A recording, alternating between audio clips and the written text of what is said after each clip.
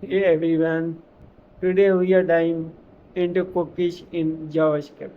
Small piece of data your browser store to help website remember things about you. Think of them like claim tickets at a restaurant. You handle it in later to get your code.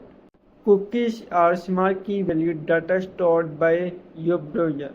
They are automatically sent to the server with every request, allowing the website to remember who you are or what you are doing.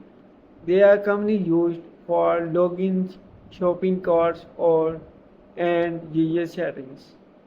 Imagine you check your code at a restaurant and get a ticket. Later, you give the ticket back and get your exact code.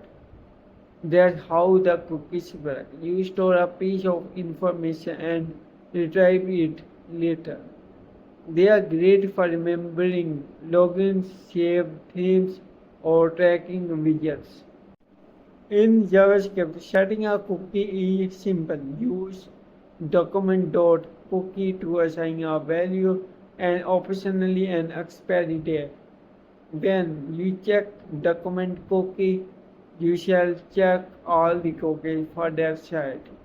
Remember, cookies are automatically sent to the server and making them useful for session management.